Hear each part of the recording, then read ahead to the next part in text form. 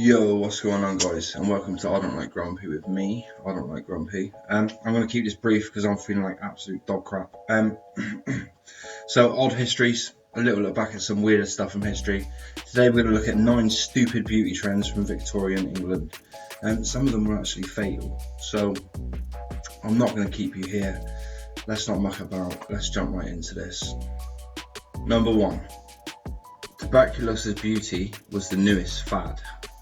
Tuberculosis was a fatal disease during the Victorian age. It caused nodules to grow on the lung. Eventually these nodules affected breathing to the point where patients died. However, the Victorian age, women appreciated the beauty that tuberculosis caused. The pale skin, the thin waist, the red lips, the cheeks of those infected. This quickly became a trend that led to women purposely contracting the disease in order to look beautiful. Number 2. Women bathed in arsenic. Arsenic, which we now know is dangerous and poisonous, caused women's skin to become very, very pale. This was the beauty ideal at the time, as upper class women didn't need to go outside or work in the garden.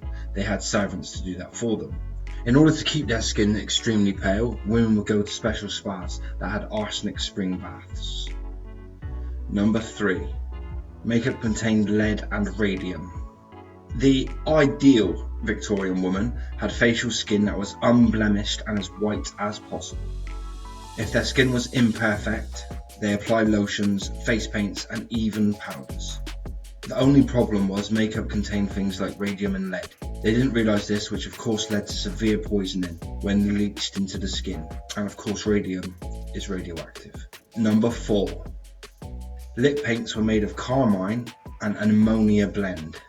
Red lips were hugely popular during the Victorian days. Before commercialised lipsticks became available, women had to either make makeup compounds themselves or purchase lip paint from their local pharmacies.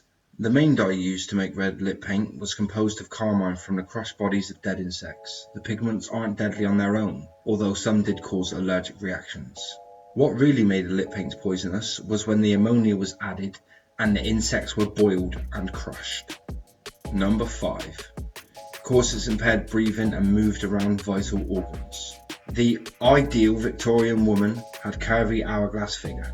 Of course, most women aren't built that way, so corsets give the illusion of a very thin waist. The only problem was wearing a very tight corset for hours on end on one single given day could cause permanent deformities and damage, including shortness of breath and even suffocation if the lungs did not get enough oxygen. Number 6. They ate arsenic's complexion wafers. Today we think of eating a wafer containing arsenic as stupid or silly. No such thing would make it onto stores and would be sold next to rat poison. But in the Victorian era, before people realised the dangers, and prior to drug agencies, things like arsenic wafers were sold and consumed by women who wanted pale and translucent skin. Number 7. Mercury was an important ingredient in eye paints. Women were supposed to call attention to their eyes according to Victorian beauty trends. This was done by painting eyeliner and eyeshadow onto their faces. However, these eye paints contain mercury and lead, both of which are dangerous to the human body.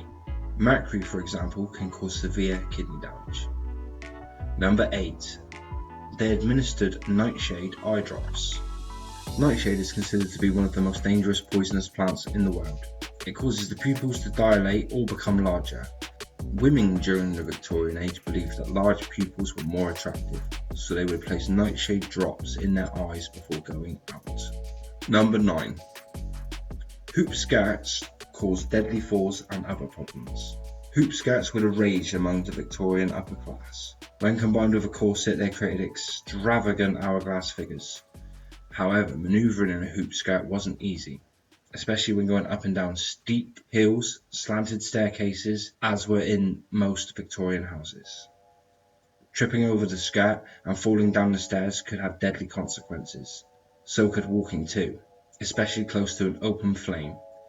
In the days before electric lights became commonplace, candles were used to light indoors. The flammable fabrics of the day, when combined with wide skirts, made for hazardous conditions. So there we have it, guys. That was 9 interesting facts about Victorian fashion in England. Really weird. dangerous, and knowing what we know now as people, batshit crazy, for want of a better phrase. But I'm going to keep this one short, keep it brief. That's it from me. Much love. Hope you enjoyed the video. Please leave a like. Please leave a comment. Sorry it's short. Please, I haven't gone into too much. I'm really not feeling great.